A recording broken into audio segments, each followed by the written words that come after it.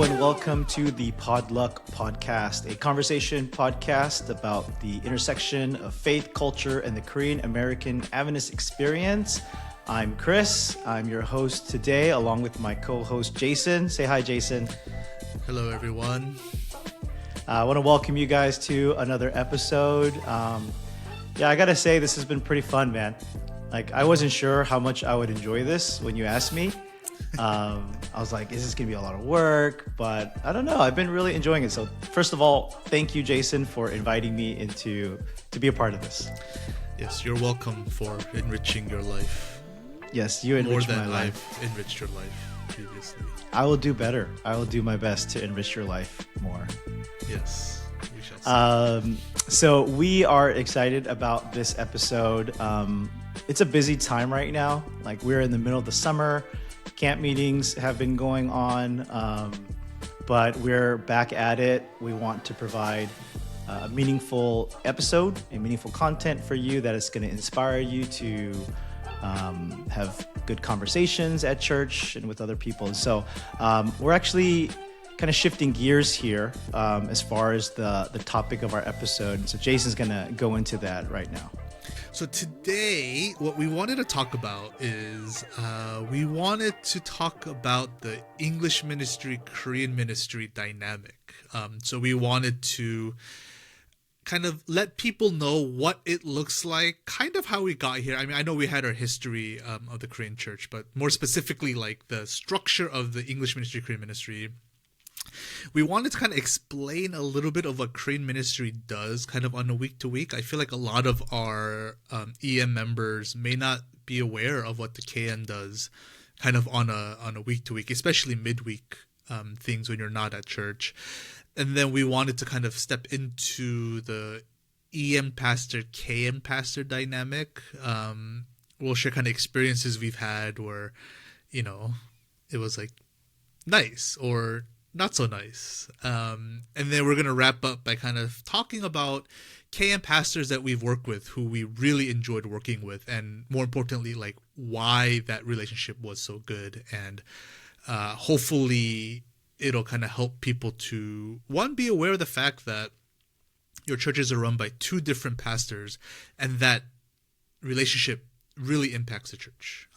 And, things to look out for that are indicative of a healthy relationship between the EM and the KM. Yeah, I think this would be pretty insightful and enlightening for some people who, you just go to church and you don't really know what's happening under the hood of the church. And I think if people were a little bit more informed, it would just give greater understanding, which could lead to a better working relationship with the KM ministry, but also, and I don't know if we're going to get into this, but to encourage your EM pastor, because some of these challenges, I think we feel that we don't want this to, we don't really want everybody to know about all the things that we're dealing with in terms of this relationship, because, it may lead to some people thinking negatively about the KM ministry. So we kind of try to, we just try to hold it back. And I think if we were to know our church members are supportive of us and encouraging, that would give them strength, in a lot of ways. Yes, definitely. And so, this is information, and also kind of raising awareness so that we're aware of how our churches function. And so just better informed members of the local church. It's always good. Yes, always good. And so we want to talk about we'll start big and kind of get more detailed as we go through the podcast. But we want to talk about kind of the structure of our churches. And again, the history episode, we kind of talked about how it started. And we glossed over some of the different church structure models. And we're going to talk about the most common one. I call it the townhouse model. It's also known as a church within a church. The idea is there's one roof and there's two separate churches that kind of exist under this one roof. And so, Chris, can you explain to us a little bit more detail about what this model looks like? Yeah, so in its fullest form, I guess its most evolved form, it's two churches with two separate boards, two separate bank accounts, two separate governances, systems and structures of governance. And so they are operating their churches within the same roof, but they have very separate ministries. And so neither group can make decisions for the other group. That's kind of the most advanced form and the most separate form. And many churches work in this way. Many churches in the past have worked towards getting to there. And we've talked about at the end of the day, like that separation of finances is kind of a big deal. And so in that situation, functionally, you have like two senior pastors leading two separate congregations. And the decision and the direction and the frequency where those ministries overlap is just kind of decided by the church and the boards and the two pastors. But there's not you don't have to do things together. It's kind of like you do it because you want to do things together. So that's kind of the fullest form of this church within a church. And then you have varying degrees of this where you have a separate board and they can run these kinds of things.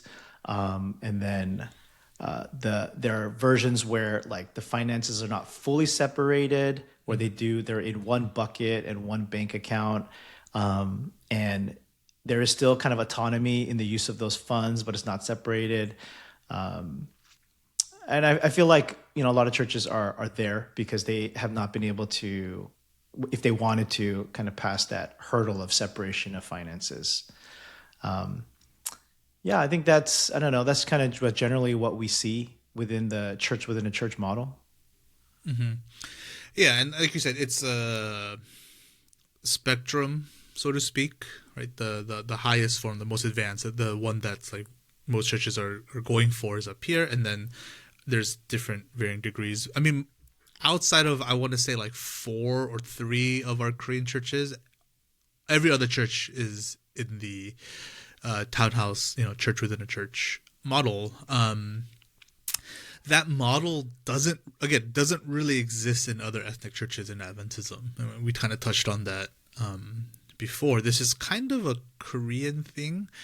The one question I do have is, does this exist in Korean Sunday churches to this level? And I think even that answer, it varies from church to church, denomination by denomination.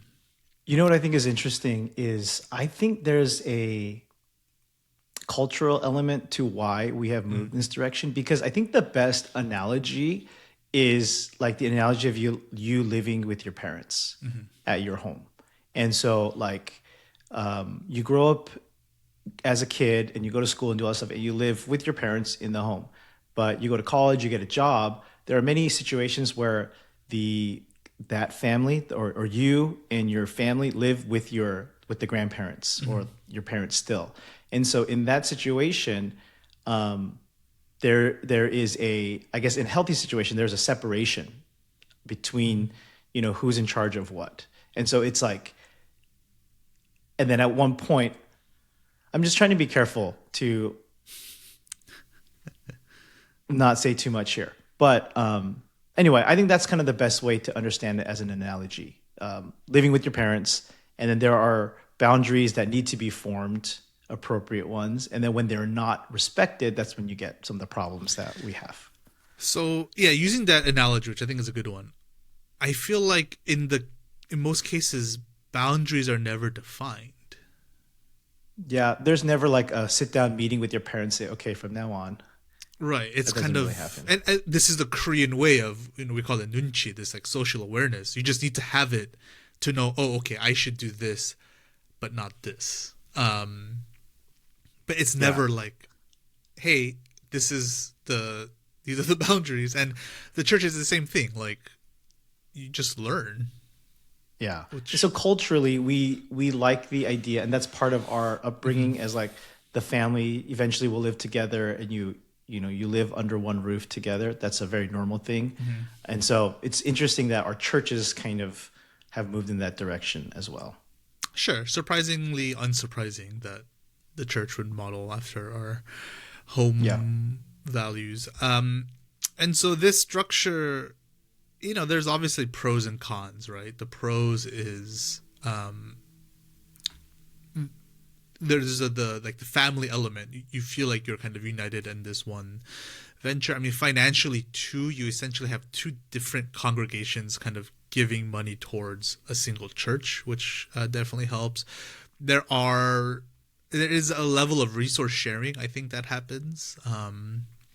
There's safety nets in terms of especially finances. And plus, you get to see multi-generational families, right? So the parents go to the KM side, the kids go to the children's ministry, the youth ministry. Everyone's kind of self-contained within the same roof. And there's also cons, right?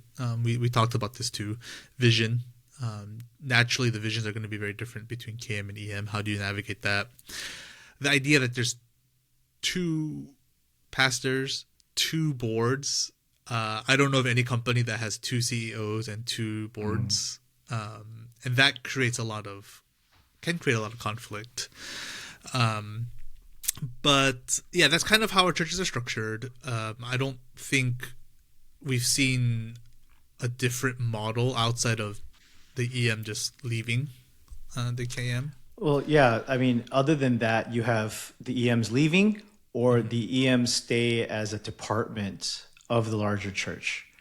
And so they don't have really, they have kind of autonomy in that they can choose what to do. But at the end of the day, they have to take it to the board and the board can say no to that, or they could not fund it. And so usually smaller churches will just remain a department of the larger Korean ministry there. Yeah. And so we talk about this because it kind of kicks off the larger discussion we want to have, because in this model, there's two churches and two pastors that represent the two churches. And so that working relationship between the EM and KM pastor is so important, because generally I found that the nature of their relationship is mirrored in the relationship between the congregations. Chris, have you found that to be true in your experience? Yeah, I think I haven't really thought about it that way, but I think you're right. I think that, I mean, someone told me a long time ago that, and this was like a scary thing to hear. They said that after a few years, the churches become and are modeled after the pastor. And so that's like really scary actually to hear. But then it would be true that the congregations, in terms of their relationships to each other, would also be modeled with that. And I've seen that, like the churches where the pastors are more, they spend more time together and have more meetings and work together. The ministries are more like enmeshed and overlap more. And then churches where there's less separation, there's more separation, and churches don't really interact and do things with each other. Totally. Yeah, so let's kind of go through kind of what KM does on a week to week. I think there's a lot of ministries that the KM does that a lot of our EM members are unaware of. I think the biggest thing outside of Saturday Sabbath worship is the following day, Sunday morning. They have, in Korean, it's called 새벽기도, which means dawn prayer, break of dawn prayer, I think is a little translation. Okay. I have never been to a Korean 새벽기도. I guess, fortunately. Ever? Ever. That's very surprising. It is very surprising. It's because of the so when I was in Chicago, I was a student. So I had to go to Andrews. And I don't even know if they had 새벽기도 at the church, now that I think about it. Garden Grove, that was an example of a church where we were just completely like, just legit two different churches. The pastor there, he never told me to come. There were times where I wouldn't see him on Saturday. And then in LA, when I first got there was a transition, and then stuff happened. And now I was at Yorba Linda, where there's no Korean 새벽기도. But Chris, you have had the privilege of attending a number of 새벽기도s. So can you explain to us what it is, what it looks like, and then talk about that dynamic of like you being there? So 새벽기도 is, they call it a prayer meeting, but it's not long. It's the defining characteristic is that it's like at 6 a.m. or like 6:30 in the morning, and people come to church, and they just have kind of a mini worship service. So like they'll sing, and then they will there'll be a little talk by the pastor, and then they pray, and then sometimes they'll serve breakfast afterwards, some like simple breakfast like porridge or like chuk or something like that.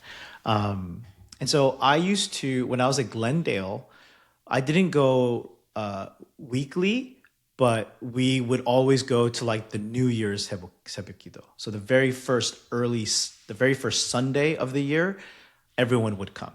And so I would make the EM come and make the youth come, and we would actually have our own one on that one. And Oh, so I okay. didn't have to join the Korean one, I but they see. wanted me to have my own EM Sebekido. How many of the EM would show, like percentage wise? So at the time, I wasn't serving as the EM pastor. I was just the Uh-huh. youth pastor. So I Uh-huh. had no authority over Oh, EM. I So see. I I don't see. think many EM families came, but I tried to make all the youth come. And maybe about 30% would come. Oh, that's a bigger number than I thought. I thought it was going Yeah. to be like 3%. No, no, they would come. Oh, And then, but then they would be like zombies and it would be sure. very not enjoyable. So, but when I was in LA, I was required to go by my Korean senior pastor, and he said, "Come to the Sebekido." And like the Glendale version, it's like it's hard, but it makes more sense. At least I get to do my own thing, and we do it in English. But the Korean one was like, there's no translation. There's everything is in Korean. It's at like 6:30 in the morning, but I had to go, and so I just sat there like tired, listening, not understanding, and then like praying by myself, and I went home. And so, yeah, I did that a number of times, and the question I think in the listener's mind is like, why would you have to do that? And that's the exact same question I had when that pastor asked me to do it. I said, why? And he just wanted me to be there.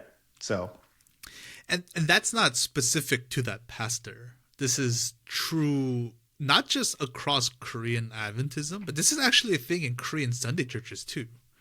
There was it went viral. There was like a podcast between Sunday church Korean pastors, and he was saying this exact thing of like, why am I forced to come to this thing that's not in my language, that's not for my congregation at all?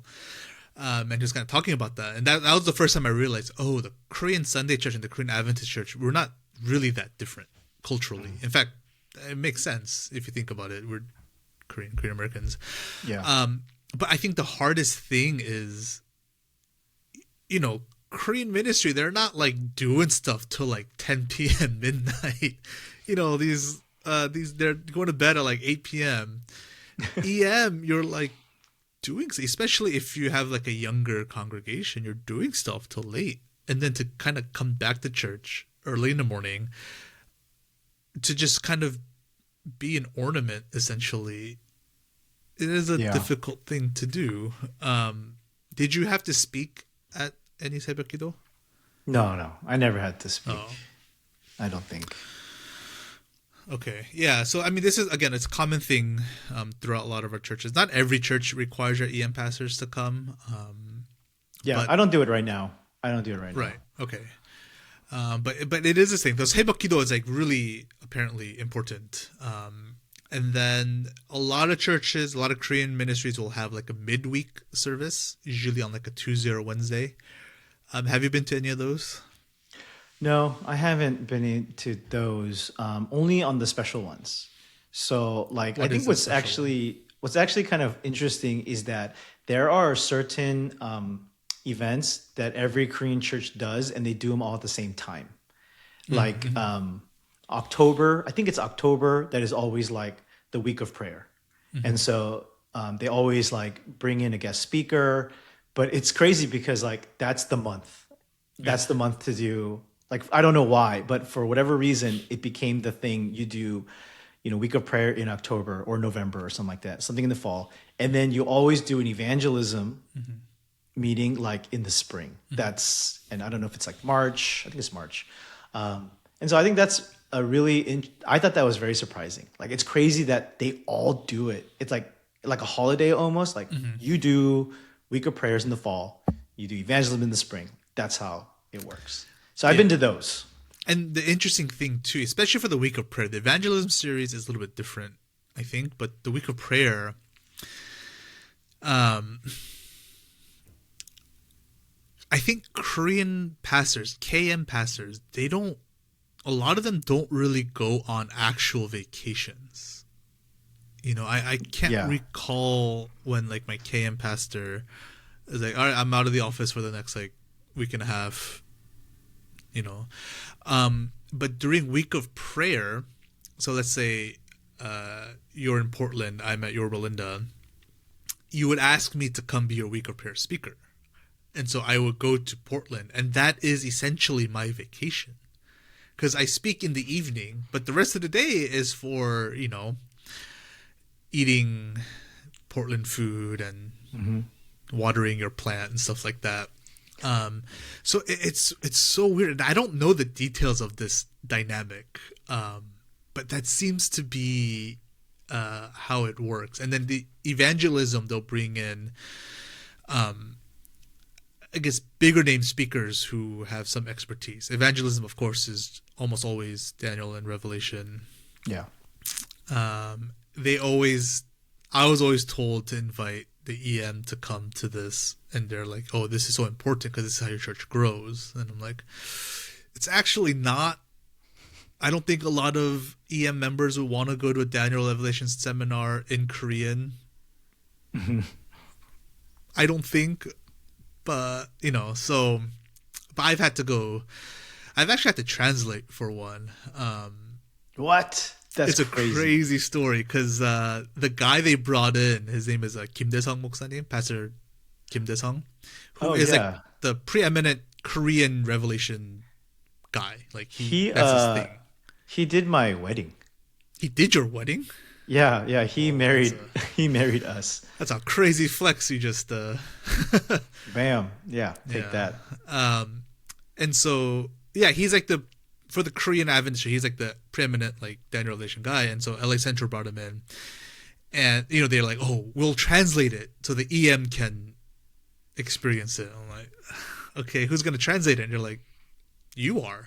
Like, I'm like, all right, fine. If you give me the manuscript, I can translate it. And so the first day we did, it's called side-by-side translation. This is what most churches do. So speaker A speaks, and then speaker B translates, and then speaker A speaks, right? So we did that. And then at the end, he comes to me, he's like, I can't do this. It throws off my flow. Like, we need to move to simultaneous translation, which I understand. As a speaker, that breaks up your, I totally get it. And so that night, the associate pastor got like the headset things. So I speak into a mic and then it goes through the headset. So EM members will put on the headphones. And what that means is as he's speaking, I'm translating as he's speaking. So that second night, the first time we did simultaneous, it was a train wreck because he gave me like his notes in Korean and I'm trying to follow, but I can't. And so I'm in the booth with the associate pastor, and it's me and him. He's running like the live stream stuff and like the in-house thing, and I'm just translating, and I'm like dying. The analogy is like you're on a skateboard and you're holding on to the back of a car as it drives on the freeway. That's kind of what it felt like. Dude, that's insane. So there were 2 EM members who were present the whole week, actually. The EM elder and my wife. So after that night, the EM elder comes to me and he like very like somberly like shakes my hand like, good job, Pastor. Well done. Thank you. And then my wife just hugs me, like doesn't say a word. That's insane. So what I did is for the rest of the week, the next like 7 days, I took his notes and I just wrote my own sermon.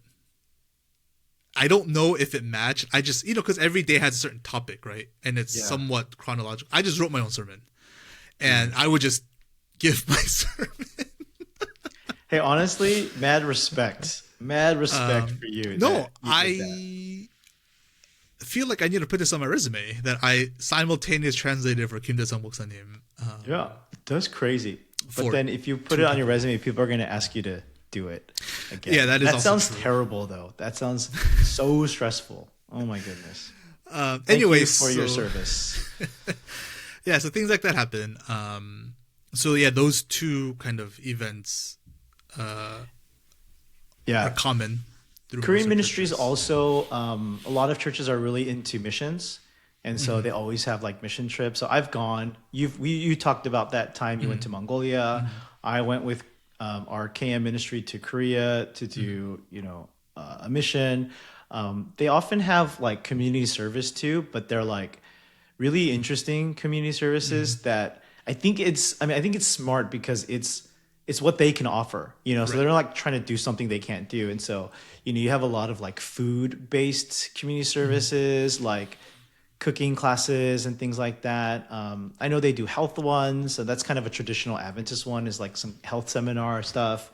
But like at my church years ago, they don't really do this anymore, but they had like this reflexology and massage ministry, which I think is like I came to the church, I didn't know, and then walked into a room and there's just like massage tables everywhere. I was like, what is this?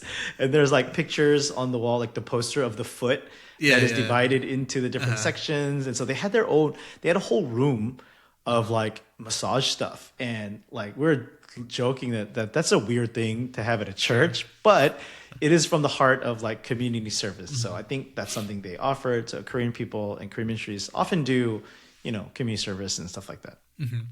And there are times when the EM, the KM will come together for it. It's pretty rare, but Spencerville Church, I know for a while they used to have job fairs. That's cool. And so they would bring in representatives from different like groups and companies and things like that. And yeah, they would host it in the gym. And, that like the KM, the EM will come together for that. And that was like a really cool thing to see. Yeah, I like that. Yeah. And so the other thing that we kind of wanted to touch upon, and kind of, I guess, the meat of our conversation, again, is that KM pastor, EM pastor working relationship. Yeah, I think what a lot of our members may not realize is that in a traditional church, within a church setting, even though we are like organizationally separate, in terms of the org chart or like the hierarchy, and as it relates to the conference, we are associate pastors. Even though we're like the lead of the EMs, we're the associate pastor of the whole church. No matter how like separated we are, that's like the title. So the Korean pastor is the senior pastor and we are the associate. And so like they're our boss actually. And so that's why when they say, hey, come to 새벽 기도 at 6:30 in the morning and you're not going to understand anything, you go, because essentially your boss told you to go. And so like, depending on the church, you have like one of my churches, we had combined staff meetings. So we would meet with all the Korean pastors. So at that time, it was like 2 to 3 Korean ministry pastors. And then the 2 EM pastors, we'd all meet and have a staff meeting. And then after that's done, we like go to lunch or something and we'd go to lunch together. And then afterwards, I would have a separate staff meeting with the other EM pastor, the youth pastor, and so like I think that's interesting. I think that's important for people to know, that I think people think that we most of the times are like we're our own pastor, but we're not. We're actually like an associate. Yeah, and I think that's kind of where a lot of I don't want to call it the health of the church, because it's not dependent solely on this thing, but that interaction between the ministries and the pastors, that again, yeah, really does shape how the working relationship is. So you mentioned, you'd have your joint staff and then separate staff. I didn't really have a staff meeting with my senior pastor until I got to LA Central. And that was only with the senior pastor who was there when I got there, who was there when you were there. So we would have regular staff meetings. I didn't have an EM staff. It was just me. So I didn't have to do that. But we'd meet and we just kind of go over like, okay, these are all the KM events, these are all the EM events, any crossover. Oh, there's going to be a joint thing on this month. So can you announce it? Sure. And so it was just essentially Coordination. comparing our schedule, which was great. And then when the new senior pastor came, we kind of stopped having staff meetings. And it was really difficult because, most of the time it doesn't matter because we kind of operate independently. But like, a Korean member will come to me and be like, "Oh, pastor, for the the joint thing, like who's gonna do this?" And I'd be like, "Joint thing?" And they're like, Oh, "You don't know?" And it makes me look bad because they're like, "Oh, this guy has yeah. no idea what's going on," which is true. I didn't know what was going on. And so I remember I was like kind of pushing for this to happen, and we had one, and I was like, okay, we have one. Like, we'll meet and we'll do it. And then we didn't talk about schedule. He just like, I think he was trying to mentor us. So he's like, oh, you guys need to read more books to give better sermons. Oh, And I'm like, okay. I don't disagree. When are we going to talk about our schedules? 'Cause Yeah, coordinating between the two churches Yeah. and two ministries.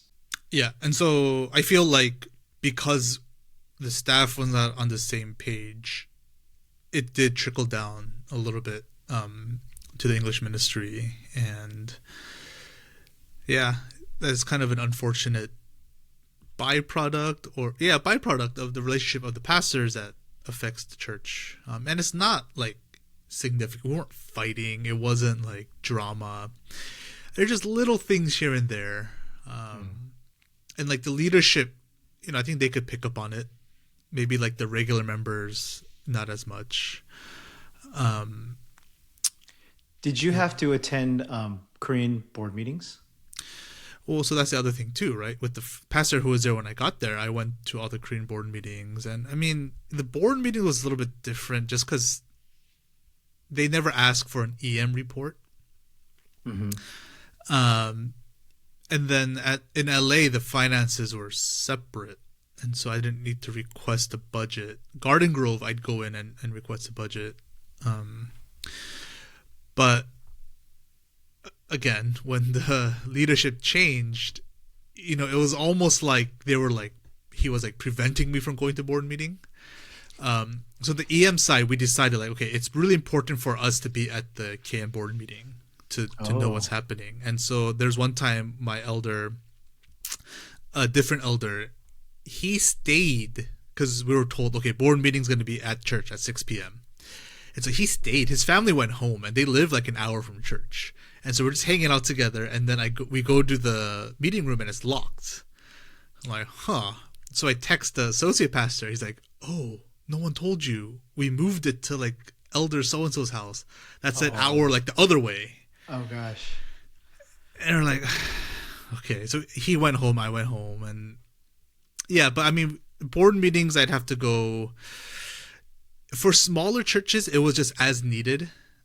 LA Central in the beginning, I would go to all of them and, just kind of sit through. Yeah, I think a lot of times. So I used to go to all the Glendale ones, and I think they have a sense of like the pastors should be at the board meetings. Like you're the pastor of the church, and I think like when they asked me to go in Glendale, I was young. I was like in my 20s. I think they saw it as like an empowering. Like we want you at the board meeting because you're one of the pastors. You're not some like Right. kid. We want you there. But like I had no purpose there. I mean, I would do like a couple of requests, and then they would put me at the beginning so that I could do that because all the kids are waiting for me actually to do like whatever activity. So they would put me like at the beginning of like not the beginning of the agenda because we have to go through all the reports, which that took like 45 minutes. And then they would do my like agenda item and then they would let me go. In LA, I also attended the Korean board meetings. And I think most of it is like just like to have a presence there,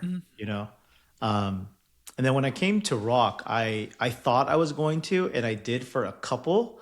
And then my elders at Rock were like, you don't have to go anymore. Like, there's no reason for you to go. So I stopped going to that one. And that was fine.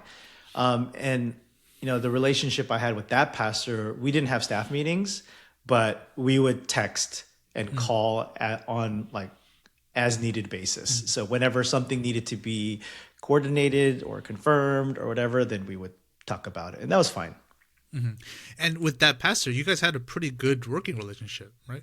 Yeah, I would say in all my ministry, that's the best relationship I had with a Korean pastor. Yeah, and so this segues kind of perfectly into the last part of what we want to talk about is like, you know, our experiences with KM pastors where we felt the relationship was really good and healthy and what it looked like, not just relationally, but at the church level too. So is there anyone who you work with where you were like, oh, okay, this was like, it was good. We had a really good relationship. It was great.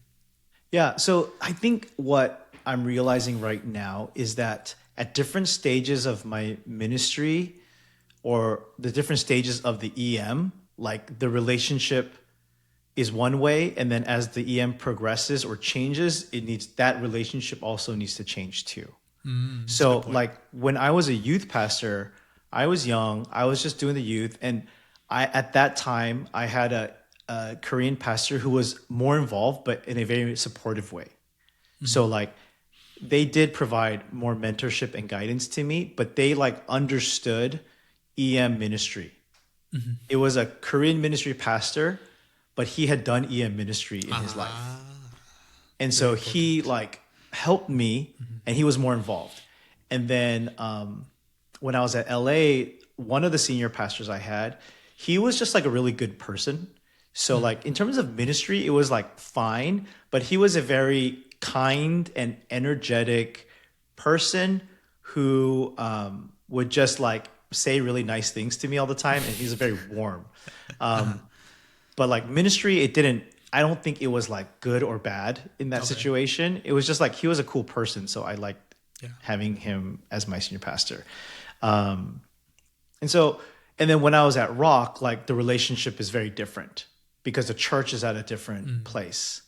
So these guys were, I've had some very supportive ones that were supportive in different ways. How about you? Have you had any that you like, man, these guys, like, I really like working with these guys? Yeah, there was one. Oh, okay.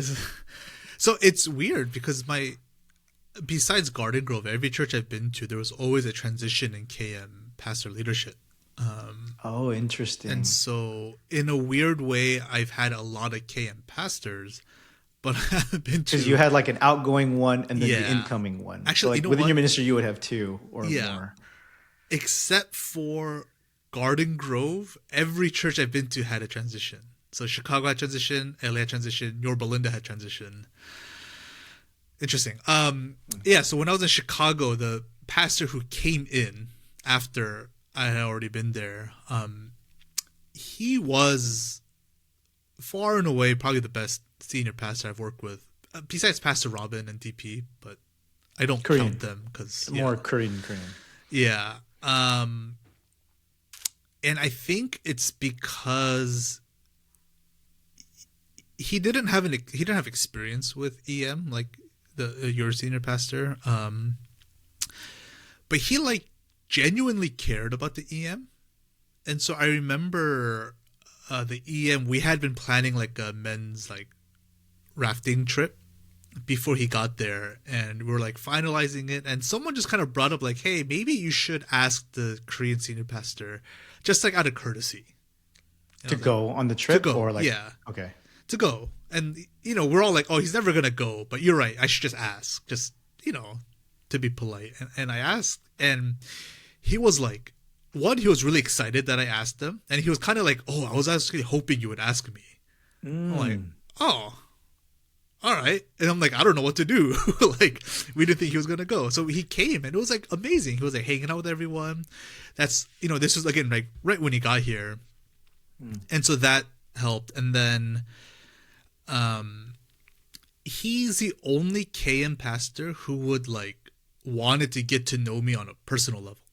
So he was asking about things I enjoy doing. Like, I told him like, I love sports. I told him about, DC sports, and he was like actually listening, and like, he just wanted to get to know me as a person. And that was big. Like, oh, he cares about me as a human being, not just as his assistant pastor. And like his wife would cook for me all the time. I would, go to his apartment and when I was dropping kids off. So that was like amazing. I love that pastor. I will like run through walls for him. Oh, that's really nice, man. It's actually really touching. I was like feeling it right here. Yeah, and it helped the EM because at that time the EM in Chicago was pretty big. We had families coming in, and yeah, I think that was the best EM KM relationship I've been a part of. Mostly because my EM leaders were very intentional about reaching out to the KM, and they had all come from churches where I think they had somewhat healthy relationship with the KM, so they wanted that at the church. But ultimately, it's also because the pastor and we got along really well, and we never had staff meetings, but it was cool because that's so nice, man. Yeah, it was really nice. So I remember that fondly. Every time I see him at these like big KCA meetings, like I always want to go over and like give him a hug because it helped. And I was a young pastor too, and so that helped set the foundation for me to move forward. If that hadn't happened, I don't know how long I would have been in ministry. Oh man. Wow. So anyway, yeah, that was like a really great experience, and I love him for that. Jason and I actually had one Korean pastor that. Sorry, I phrased it weird. There's one Korean pastor we both served with in ministry. Yeah, at different parts of our ministry. Yeah, and he was in Virginia, and then Jason was with him in Virginia, and then he was our former Korean pastor at Rock. And I remember when I chose to go to Rock, people, including Jason, were telling me, "Hey, that Korean pastor, he's awesome." And I was like, "Oh, okay." Like I don't know why, but like I'm excited to hear that he's awesome. And actually, one of the first interactions I had with him was with you at Junie's. Yeah. At PUC camp meeting. So this was before I went, and I think I don't know if he knew I was coming or whatever. I think he knew. Yeah. And we both went to Junie's to go grab a sandwich. And then he and his wife walked into Junie's. Okay, so first of all, that's like a green flag, right? Like one of the KM pastors is checking out Junie's. Like that's pretty dope. And so I was like, oh, that's cool that he's interested in food and he's going to go try this out. And then he bought our sandwiches for us. That's right. Yeah, I remember at the that. time. And I was like, so he was, just like that interaction was very positive. And just like the years I worked with him at Rock, he was really, really great. And I think it wasn't the same as you, Jason, as far as like, oh, he wanted to get to know me as a person. I mean, he did, and he had me over, he took me fishing and that kind of stuff. But it was the way he ran ministry and the way he saw me and saw the EM was really, really meaningful for me. And so like, I don't know, what experiences did you have with this pastor? I mean, I was a children's pastor, so there were multiple layers between me and him. It was my first ever job as a pastor. I was in college. But the thing that stuck out most for me with him, like you said, it wasn't like the personal relationship. I wasn't like hanging out with him much. I was very much intimidated by him because he has a stature that is he's the gentlest man in the world. Yeah. He physically looks a little intimidating. Like he doesn't look like the nicest guy. Yeah, but he's like the sweetest guy. But it was this sounds kind of weird to say, but like a lot of pastors, the role of a pastor is to be a servant leader. And a lot of pastors omit the servant part of leadership. But he was a true servant leader. I remember like the memorable one was we had a big youth thing at his house. And we get there and, the youth / EM pastor like, oh, we got to say hi to the pastor. That's what you do in a Korean church, right? You go to the pastor and you inside, you bow, you pay your respects, and then you do your thing. And so we find him in the kitchen and he's just wrapping the triangle kimbap for us. He's just wrapping like hundreds of them, and he sees us and we're like, oh, hello, pastor, we're here. He's like, oh, okay, like go to your group, like don't spend time with me. And I was like, oh, I never that's weird. And then that church in Virginia had a lot of first time Adventists, so people who weren't born, they were became Adventist, and so there's a lot of cultural like clashes where they're Like not Adventist culture stuff. yeah, they're not aware of some of the things. And he never made a deal out of it. It was always like, no, we are the pastors, we adjust to them, make them feel comfortable. And the church loved him for it. And that also Yeah. kind of helped. Just a great guy, very gentle, and just, yeah, servant leader was the way I would describe him. Always serving. One of the things that I appreciate the most about him, and I'm sharing this because this is, I feel like, what we all want in the relationship between KM and EMs, especially when there is a bit of a hierarchy. Like in a church where it's like you're kind of on equal footing, it kind of changes. But he, we would do things at church that I know, like culturally, again, like Adventist culture wise, was like a little bit on the edge, right? And I know that there are Korean ministry people who had issues with some of the things we were doing, and they would talk to him. And like I gave a training about this, and I said he would say like the words every EM pastor wants to hear, and he said, "Leave them alone." Those words, those three beautiful words, right? Like changed everything. He would just say, "Hey, just leave them alone. Don't talk to them about it. Like I get why you're bothered by that, but just leave them alone." And they did. And because of that, it gave us the freedom to try things, to feel ownership over the church, to fail, but also to succeed because we were given the autonomy and empowered by him. And the thing is, he also never told me that. He wasn't like, "Hey, by the way, Oh, I yeah, said yeah. this for you." Like he was not looking for any kind of glory. Right. Like, and what I think it came down to is he respected me and he respected our English ministry. Yeah. And so he led in such a way that this is a group worthy of respect and service on my part, and I want to do. And a lot of pastors say, "Oh, we want to support the EM." Yeah, of Like course, they all say that. with him, he really did it. Right. And like whenever I speak for the KM ministry, I always repeat that we are so grateful for them, and I always say thank you to them, that we are where we are because of the things that you have done. And so like those three words, like you want to hear that from the Korean ministry pastor. Leave them alone. Those are the best. Yeah. The best. And, I just realized this now. I think that the reason why those three words are so impactful, obviously on a church level, but just for EM pastors, is you feel like your KM pastor, your senior pastor, is protecting you. Yeah. And I realized what the KM pastors who've hurt me deeply are the ones where I thought you were going to protect me, and then you instead like attack me or throw me under the bus. And that's the painful part, is like, oh, I thought we were together and clearly we're not. And I think a lot of other pastors who I talk to, they use that word betrayal a lot. And I think that's what it is. You're supposed to protect me. If you're not going to protect me, I'd rather you just tell me up front, and I think that's what it is. Like, he's protecting you, like, leave him alone. And you trust that he will deal with whatever needs to happen to create that safe space for the EM to grow. It's amazing. And in line with what we've been saying, I think his perspective, it really trickled down to the rest of the church, because they always tell me how proud they are of our EM, and like they see it as like a point of pride for them. And so that came from him.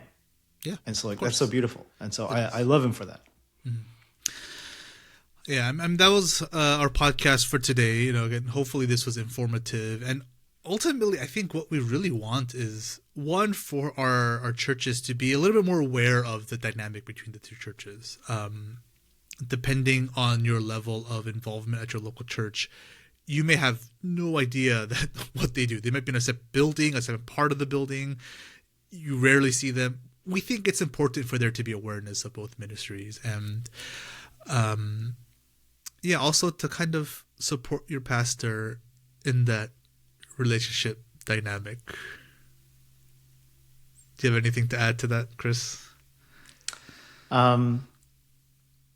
The Korean ministry, they have a long history, and they've gone through a lot, personally and as a church, and like every EM, no matter what challenges there are, like we stand on their shoulders. Sure, Of course. You know, like if they didn't do the things they did and they didn't make the decisions that they did, like we wouldn't even exist. You know, so like I think that's always important to remember. It's kind of like how you always have to appreciate what your parents did for you, like in your own personal life. That should also be a spirit, you know, even through all the challenges that we have to work through. That should be kind of the one of the underlying spirits behind everything. Like you did a lot, you know, and we recognize how much you did for us. So I think having that mentality on our side as we work with KMs is going to go a long way to having good relationships. And like we need good relationships between EMs and KMs to move forward. We really, really do. So we also need boundaries. That is true. We also need boundaries, but we want to have good relationships. So so again, we encourage you to do what you can to create those relationships, to kind of encourage your pastors and, you know, help them, be with them. You know, if it's not going well, comfort them. I think as a pastor, when my members knew the situation and they just small words of like, hey, it's okay, you're doing a good job, you know, it helped a lot. It really does. The small things that we think don't matter for pastors, it makes a big difference to hear from our members. So yeah, hopefully this will create more churches with stronger relationships between EM and KM, and that will help us as we move forward in this unknown landscape of what Christianity looks like going forward. So thank you again for joining our podcast. Again, you can communicate with us via all our socials and our website. And yeah, we hope this was a informative and inspiring podcast for all of you. Thank you for joining us, and have a wonderful, wonderful week.